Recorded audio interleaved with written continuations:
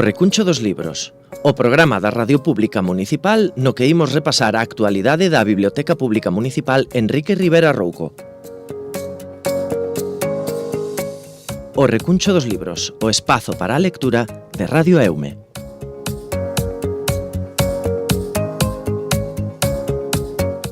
Pois estamos a luns, 1 da tarde, como sempre, aquí en Radio Eume Tempo, para falar de literatura neste Recuncho dos Libros, que chega unha semana máis da man da Biblioteca Rivera Rouco e dunha das grandes especialistas da nosa vila, precisamente en literatura, a bibliotecaria Anabel Alonso. Moi boas. Hola, boas.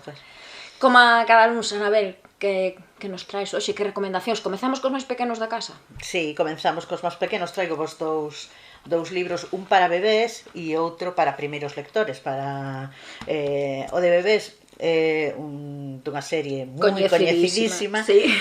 Bluey, neste caso se chama A que jugamos, e é un libro para bebés porque ven de folla de cartón, contornos redondeados e tal, para que os rapaces, digamos, que empecen a usar os libros e a tratalos como se fose un xoguete ou algo así. Teñen solapas tamén, que se desplegan e se vai vendo como como avanza, digamos, a historia. Esta serie é unha serie de orixe australiana, moi coñecida, sí, que todos os nenos e papás tamén, coñecen, papás e mamás, que ten moito éxito na biblioteca, e temos bastantes exemplares desta colección, e temos como dous tipos de libros distintos dentro desta colección de Bluey. Unha para bebés con follas de cartón, sí, e outras para nenos prelectores con follas normais de papel tipo álbum. Entón temos, digamos, que eses dous estilos.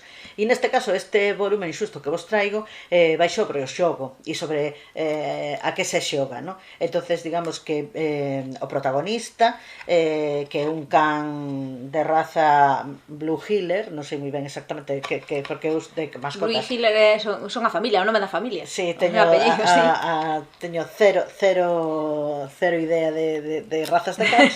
Pois conta a historia de Bluey, que coa súa irmá Bandit, pois están durante o libro, pois están xogando a diferentes cousas, non?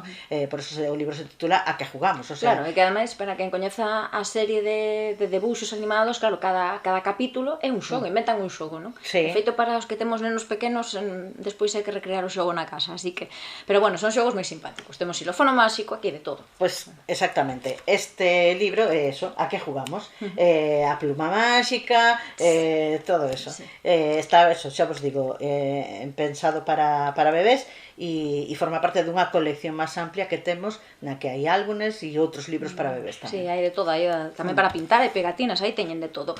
Esa era a recomendación en castelán. En galego, que nos traes hoxe? E en galego traigo vos un libro que é un clásico xa, pero non o tiñamos na biblioteca, que se chama Non fai falta a voz, de Armando Quintero e Marcos Omá. Marcos Omá é o responsable das ilustracións, neste caso, que lástima que non estivese desvendo o libro, pois son as ilustracións realmente moi fermosas. Este libro está pensado para rapaces e rapazas de 0 a 5 e fala sobre todo do contacto físico e de como a través do contacto físico e da comunicación non verbal se pode expresar os sentimentos, o amor, o cariño, non? Neste caso, os protagonistas, digamos, a protagonista é unha xirafa, e digamos que todos os animais do conto teñen a súa voz, pero esta xirafa non a ten, e digamos que coa súa crianza consigue transmitirlle todo o seu cariño e todo tal a través dos acenos, a través das caricias, a través dos abrazos, e entón, digamos que o libro fala sobre eso, non? E nos anima a darnos máis apertas, a darnos máis cariño, non? E unha reflexión que facía o autor de que a veces queremos que os nenos e as nenas nos digan que nos queren, pero a mellor a súa maneira de decirnos que nos queren é a través de un bico ou a través dunha aperta, non? E o libro realmente é un libro moi bonito, con pouco texto, unhas ilustracións preciosas e moi recomendable. Tedes máis libros de Armando Quintero na biblioteca? Porque Sí, teñen esa temos colección de outros Caracol, non? Sí, temos outros libros para nenos pequenos, que son estes de Caracol e Bermiño, Caracol e, bueno, as historias de Caracol e outros animais, non? Sí que temos esa colección de Caracol de Armando Quintero. E para os que temos algúns aniños máis, que nos recomendas hoxe? Hai novidades? Hai clásicos? Que temos Pois hoxe? traigo vos dúas recomendacións, unha en galego e outra en castelán, como sempre. A de castelán, neste caso, é unha novela romántica de Andrea Longarela. Longarela é de profesión psicóloga, naceu en Valladolid, pero creo que me parece que vive en Salamanca, e ten unha serie de libros que son novelas románticas, eróticas e tal, donde se explora, digamos, as diferentes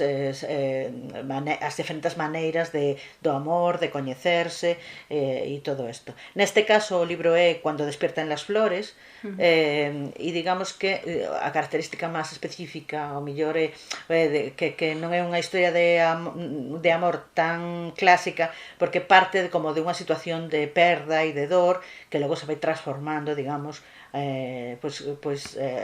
co cariño e co amor, ¿no? Se desenvolve no inverno, por eso Cuando despiertan las flores, digamos que é como unha metáfora no sentido de o inverno representaría como a dor e tal, e cando despertan as flores, cando chega a primavera, digamos que atoparemos de novo a felicidade ou o amor, a posibilidade de mellora, non? Unha proposta máis xitada agora que acabamos de deixar así un pouquiño tras o Día dos Namorados, non? O 14 de febreiro vennos aí como un anillo. Perfectamente, sí, totalmente. En galego que temos? E en galego traigo vos unha obra que no seu momento foi premio ai Dios, que se me acaba de ir da cabeza, pero Premio Torrente Ballester. Exacto, Premio Torrente Ballester en galego. Xa sabedes que este premio é un premio dos máis prestixiosos da literatura galega, que se dá a dúas obras, unha en galego e outra en castelán. En este caso a obra en galego que levou este premio Nailía, de Loli Rodríguez Rodríguez. Loli Rodríguez é unha muller que é mestra de profesión, pero non se dedicou a eso, senón que primeiro tuvo unha librería e despois aprobou unhas oposicións ao Sergas e é celadora no Hospital de Vigo. Empezou a escribir relativamente tarde, publicou o seu primeiro libro con 59 anos e este é a súa segunda novela, que foi merecedora deste premio. E, sobre todo, o xurado destacou desta novela as diferentes mulleres, a diversidade das mulleres que a protagonizan. É unha historia de historias, realmente, non? Hai moitas, aunque a protagonista, digamos, é Lía, que é nai, que é avoa, que é coidadora, está sempre todos aí, os papeles que ten unha muller na vida, verdade? Está sempre aí o mundo dos coidados detrás, pero representa como a mulleres moi diversas ao longo da novela, ¿no? E está escrita además con un estilo moi poético e con moi bo manexo dos diálogos e da narración, e me parecía unha boa recomendación. Pois mira, ahora que tamén se chega o Día da Muller, o 8M tamén é unha moi boa proposta para botarlle un ollo para falar iso do papel da muller. Sí, sobre todo por eso, porque son como mulleres que están atravesadas un pouco polas circunstancias políticas, sociais, pola vida, no? Polo íntimo e polas cousas que lle suceden que é a vida, no? Que xa sabemos como é. Hoxe non falamos de cómics porque martes, día festivo, mañá estamos de festa nos Pontes, tedes a biblioteca pechada por martes de Entroido, así que non vai haber publicación tamén no Facebook, como facedes sempre, pero sí que para mércores temos como sempre ese entreversos, e claro, cambiamos, eu non sei se nos imos a outro destino, porque a pasada semana falábamos de poesía internacional, hoxe Poesía que made in Galicia.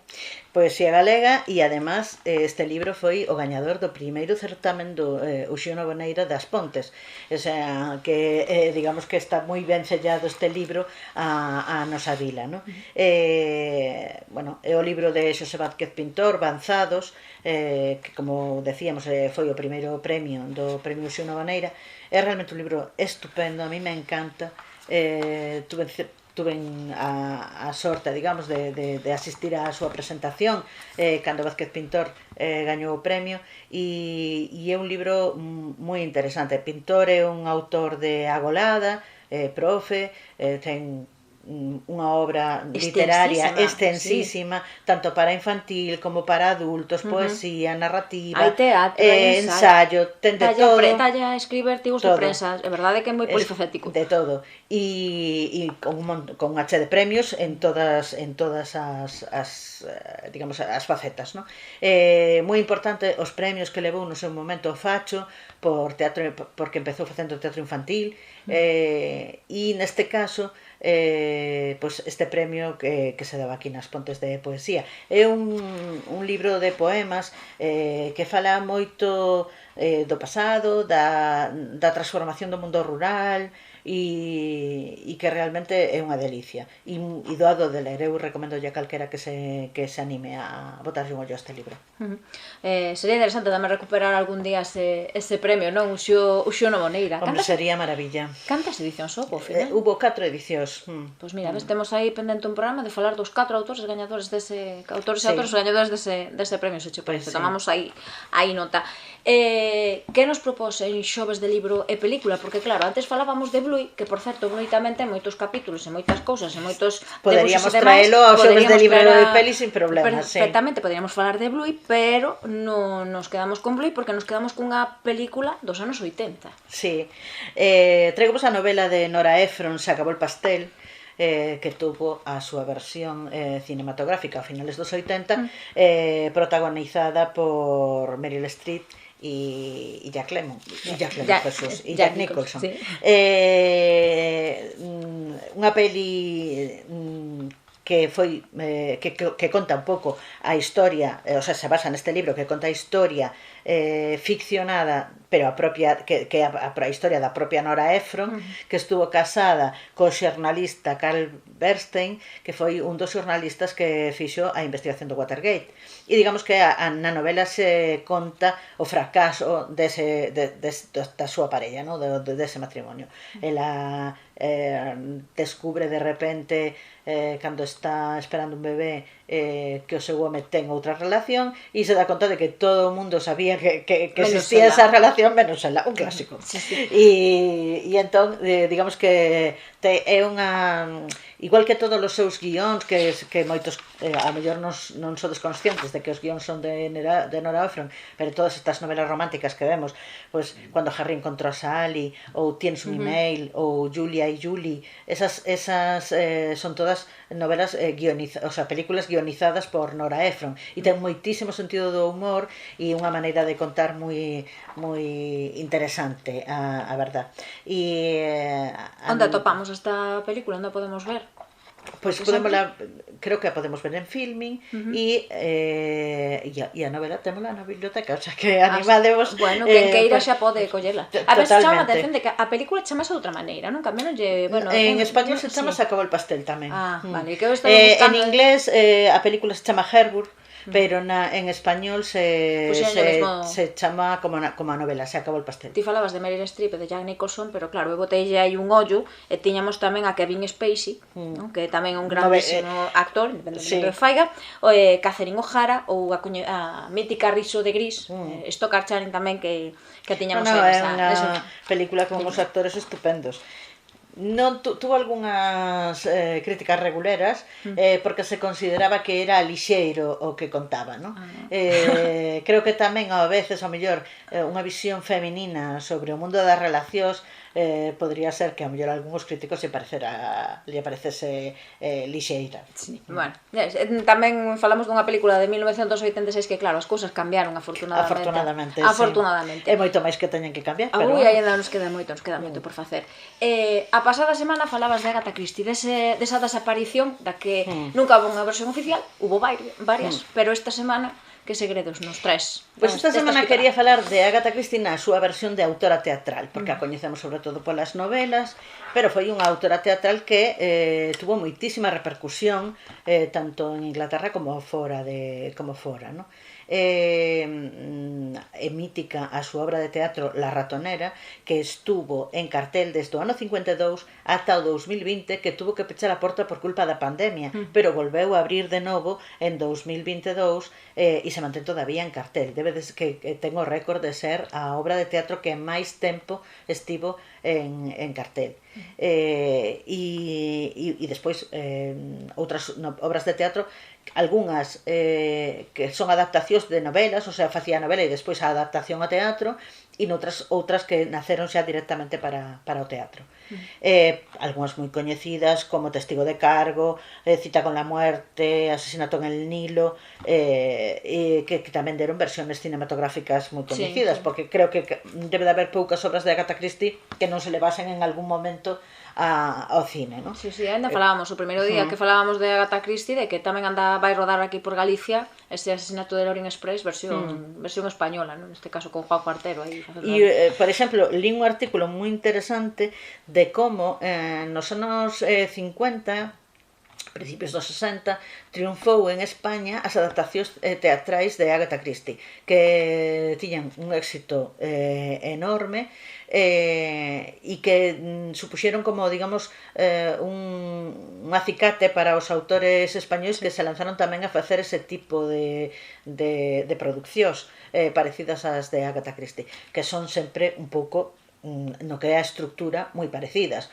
No primeiro acto hai un asesinato normalmente, despois todos os personaxes parece que poden ser os culpables, e hai ao final como unha especie de resolución con certa sorpresa ou certo xiro final que nos sorprende, que ao mellor pongo foco, digamos, na persoa que menos esperábamos que puidese ser o asasina, non?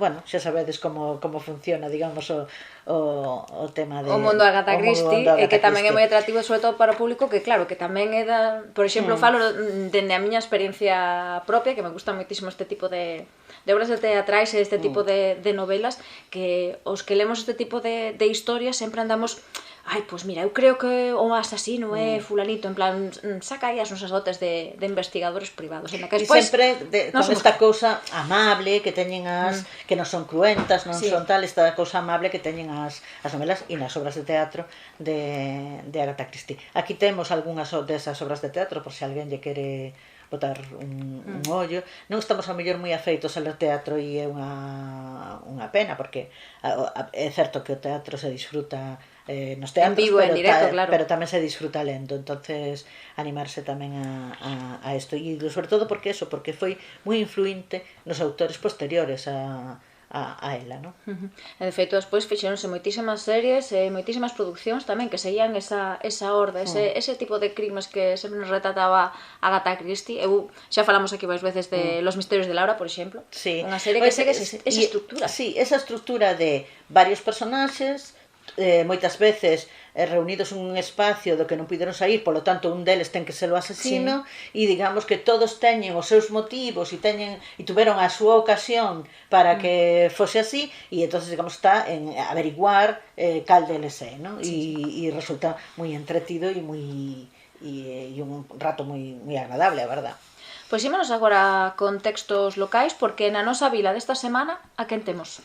Bueno, non é que seña exactamente un texto local, porque Elena Quiroga non é unha autora local, naceu en Santander, aunque viviu prácticamente toda a súa vida en Galicia, pero no libro se fala das Pontes, entonces por eso traigo. Oxe forma parte, sí. Claro.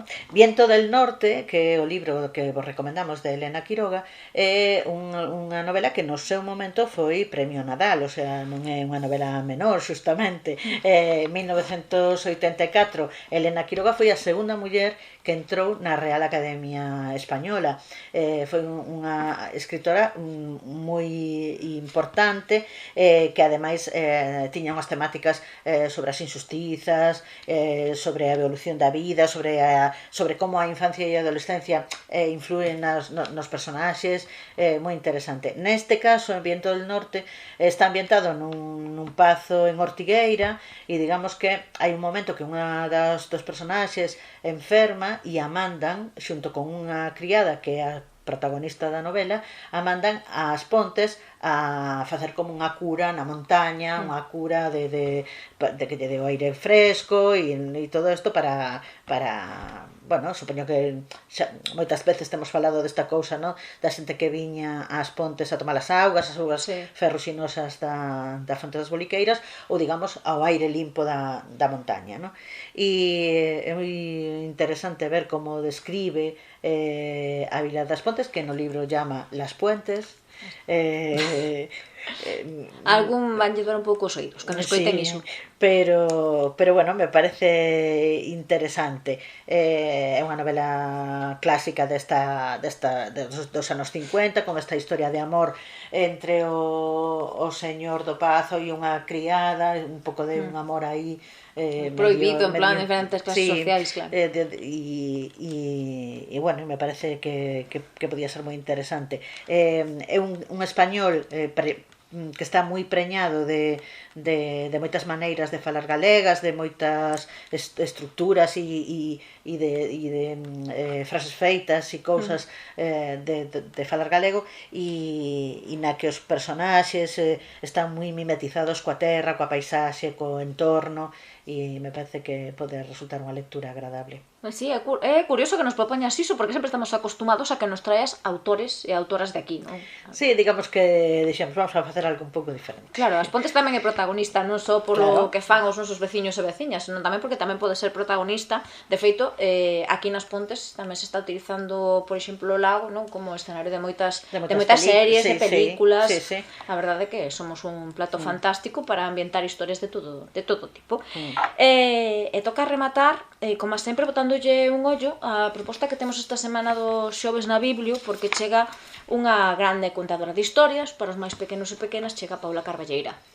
Claro, chega o mellor do mellor. Sí. O sea, Paula Carballeira é, aparte dunha autora teatral e unha autora e fai narrativa e poesía, tanto para adultos como para infantil. Ten unha obra extensísima, empezou a escribir super nova. Tuve a sorte de coñecela e de coincidir con ela en Santiago, seguramente a mellor ou unha das mellores contadoras, non solamente de Galicia, sino de todo o Estado, no? De feito, conta moi habitualmente fora tamén da nosa comunidade. E nesta ocasión nos trae unha obra que se chama Tres irmáns, tres camiños e tres grandes perigos, que conta unha historia clásica de tres irmáns, o maior, o mediano e o pequeno, que digamos que a vida os pon diante de tres camiños diferentes, son eles distintos, e de que eses camiños implican, digamos que tres perigos diferentes. E por aí vai a historia, ¿no? Para que tipo de público é? A partir de para cantos rapaces aniños? pequenos, máis de 3, e me parece que, bueno, é unha ocasión única de ver a esta muller en acción, que é maravilloso, É fantástica. É fantástica como conta, eso, é unha clásico, o sea, do mundo dos contacontos, e que ademais non estuvo en moitas ocasións, a verdad, nas Pontes, o sea que Pois mira que temos cerca, que veciña é de Fene, sí, bueno, non vive en Fene, pero no, sí, pero sí. Sí, pero aproveitade, que a verdad que paga a pena. Sí, e además foi recientemente, bueno, hai un par de anos, foi Premio Nacional de Teatro, coa obra As alumnas para adultos. É unha autora maravillosa e aproveitade e vide a coñecela. Sí, porque ademais eu creo que aquí nas Pontes temos a sorte de que temos unha oferta cultural tan ampla, e por riba de todo isto, que é incluso gratuita ou que nos costa moi pouquiño, non? Que se nos vamos a unha gran cidade, por exemplo, para asistir a un espectáculo de Paula, a mellor temos que soltar facilmente 10, 15 euros, e tirando polo baixo. Sí, non? sí, E aquí, completamente. Sí. E aquí totalmente Sí, gratis, o xoves ás 6 da tarde, como sempre. O xoves ás 6 da tarde, na Casa do Peso, vide porque vades a disfrutar moitísimo. Pois aí queda ese chamamento, e nós tamén deixamos aquí este recuncho dos libros desta semana, pero xa poñemos cita para a semana que ven, vindeiro luns, dende a 1 da tarde novamente aquí en Radio 107.5, nova edición das nosas recomendacións literarias. Graciñas, Ana Abel, como sempre. Gracias a vos. E ata o luns que ven. Ata o luns. Pois isto foi todo no recuncho dos libros de hoxe. Nos volvemos a vindeira semana con máis novidades e actualidade da Biblioteca Pública Municipal Enrique Rivera Rouco. Que teñan unha moi boa semana e lembren que, como dirían os da Ría, hai que ler, inda que sexa sempre o mesmo libro.